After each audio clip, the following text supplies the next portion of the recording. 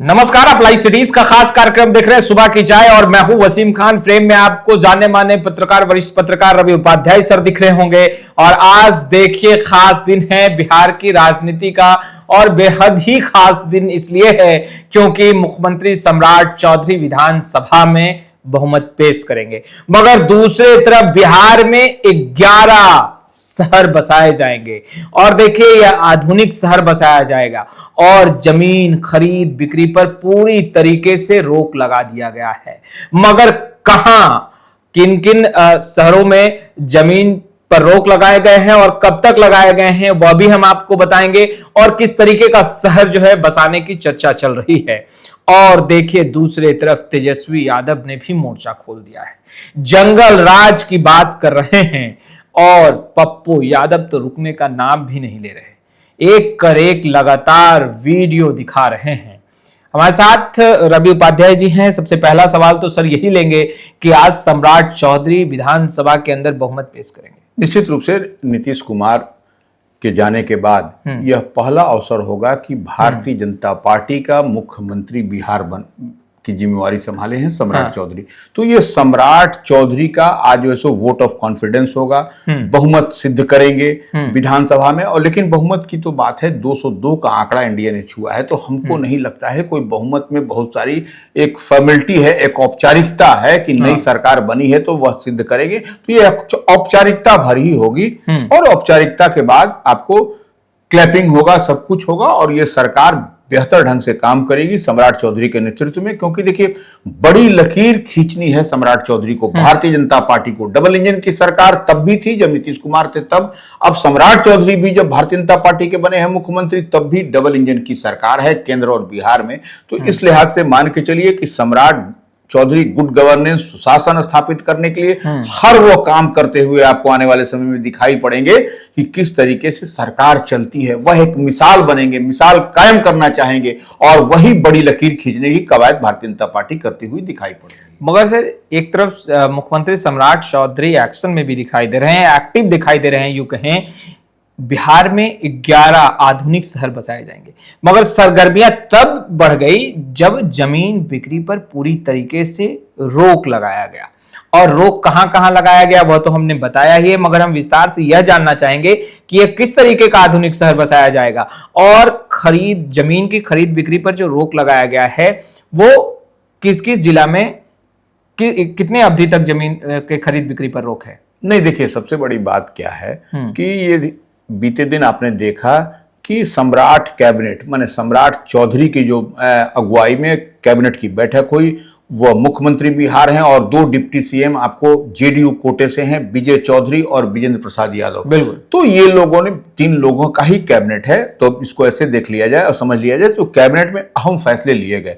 अहम फैसले क्या हुए कि 11 जो शहर की नाम है, 11 जिले कह लीजिए, शहर कह लीजिए, उसमें सैटेलाइट सिटी बनाने की बात। अच्छा, ये मॉडर्न सिटी होगा। आप बड़े बड़े शहरों में जो मेट्रो सिटीज है उसमें आपने देखा है कि किस तरीके से सैटेलाइट सिटी जो शहर के करीब ही बसाया जाता है, बेहतर माने उसका रूपरेखा सब कुछ एक सिस्टमेटिक वे में होता है। तो वही सैटेलाइट सिटी आपको बनाने की कवायद में नई सरकार के लिए यह बड़ी बात होगी, बड़ा सौगात होगा बिहार के लिए।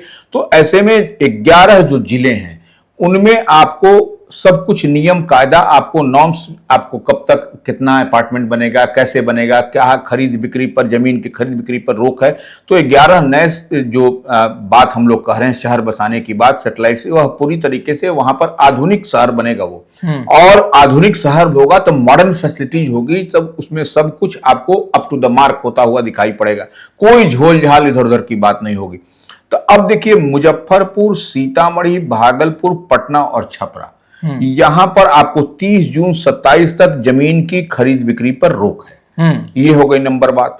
दूसरे जगह पर आपको इसके अलावा अब आप चलिएगा सोनपुर, गयाजी, दरभंगा, सहरसा, आपको पूर्णिया और मुंगेर, यहां पर आपको इसकी अवधि भी आपको कर दिया गया है 31 मार्च 2027 तक। यहां पर खरीद बिक्री जो 11 सिटी की बात हम लोग कह रहे हैं वहां पर आपको जमीन खरीद बिक्री आप नहीं कर सकते हैं।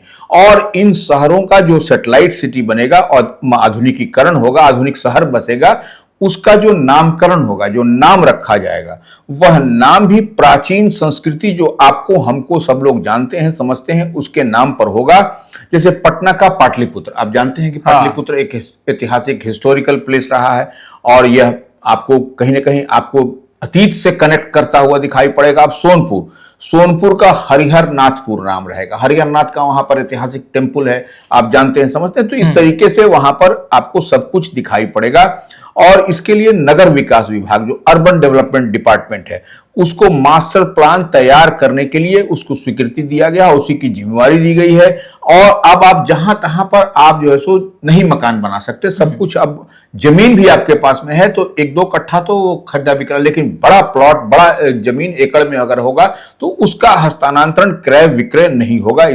और इस प्लान का जो कोर एरिया जो मूल जो एरिया होगा वो और स्पेशल एरिया तय किया जाएगा। इसके नगर विकास विभाग को यह जिम्मेवारी, इसके बाद ही निर्माण जो है सो मास्टर प्लान के तहत होगा और इसके लिए सब कुछ आपको तय किया गया। अब देखिए एक और बात है, अब जो ओल्ड एज हैं, जो वृद्ध हैं, बुजुर्ग हैं, 80 वर्ष जिनका उम्र है, तो उनके लिए भी रजिस्ट्री की बात होगी, निबंधन कराने की बात होगी। तो घर पर ही डिपार्टमेंट के रजिस्ट्री विभाग के निबंधन कार्यालय के अधिकारी कर्मचारी आएंगे और जो भी औपचारिकताएं हैं वह उनको घर पर ही सहूलियत आपको मिलता हुआ दिखाई पड़ेगा। और तेजस्वी यादव बहुत ही गुस्से में है सर, एक कर एक लगातार वीडियो जारी कर रहे हैं और कह रहे हैं बिहार में जंगल राज। देखिए, तेजस्वी यादव निश्चित रूप से नेता प्रतिपक्ष हैं और आज तो वह सदन में दिखाई भी पड़ना चाहिए उनको। कहें कि सम्राट चौधरी का वोट ऑफ कॉन्फिडेंस है, आपको बहुमत सिद्ध करने की बात है, तो अब प्रतिपक्ष में अब तो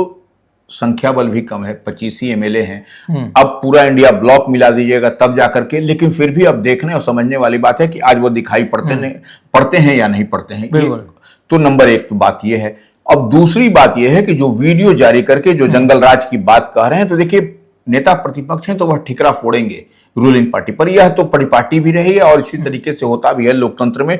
तो वह तेजस्वी यादव क्या कर रहे हैं, पहले देखिए वह जंगल राज की बात कर रहे हैं, तो वह सीतामढ़ी का जो सीताराम चौक है वहां पर जो एक महिला के साथ में जो हुआ कारगुजारी, उससे पहले वैशाली का उन्होंने जारी किया। हाँ। समस्तीपुर, वैशाली, तो तमाम तरह की वह जंगल राज को एस्टेब्लिश करना चाह रहे हैं कि जंगल राज है, कोई बदला नहीं है, एनडीए की डबल इंजन की सरकार है।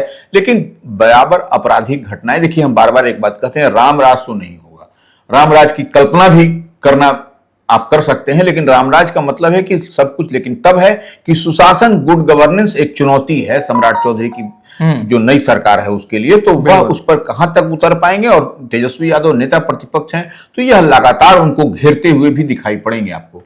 सर, मंत्रिमंडल विस्तार को लेकर के क्या जो है खबरें छनकर आ रही है, कब तक होगा मंत्रिमंडल विस्तार? आज तो बहुमत भी साबित कर देंगे सम्राट चौधरी। निश्चित रूप से बहुमत साबित होगा। और ये जो चुनाव की आपने देखा भी कि बंगाल में फर्स्ट फेज का बीते दिन चुनाव हुआ, दूसरे फेज का चुनाव है, दूसरे चरण का चुनाव के बाद आपको जब अमित शाह से पूरी सहमति मिल जाएगी, लिस्ट तैयार है, उस लिस्ट पर कुछ कुछ होमवर्क हो रहा है भारतीय जनता पार्टी और एनडीए की ओर से, डबल इंजन की सरकार की ओर से, और उस पर सहमति अमित शाह का देखिए सहमति बहुत जरूरी है।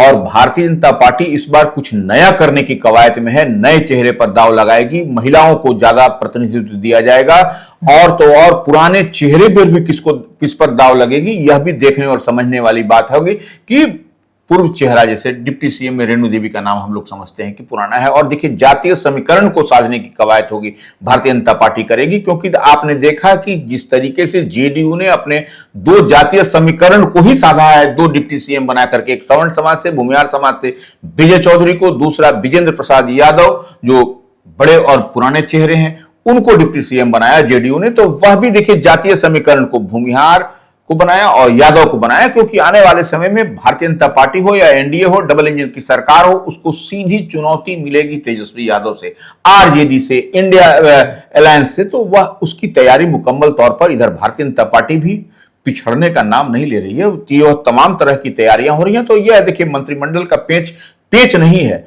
इसको समझने की जरूरत है कि आपको जो ही बंगाल चुनाव का आपको सेकंड फेज का समाप्त होगा, उसके बाद से सूची जो तैयार है उस पर कुछ अपडेट होगा, उसके बाद से फाइनल लिस्ट आपके हाथ में होगा। पप्पू यादव रुकने का नाम नहीं ले रहे हैं। बीते दिनों हमने वो तस्वीरें भी देखी थी, बीजेपी कार्यालय में बड़ा प्रेस कॉन्फ्रेंस बुलाया गया था, अनंत सिंह भी गुस्से में दिखे। अनंत सिंह ने तो बहुत कुछ कह दिया पप्पू यादव को, मगर पप्पू यादव लगातार एक चौंकाने वाला वीडियो दिखा रहे हैं।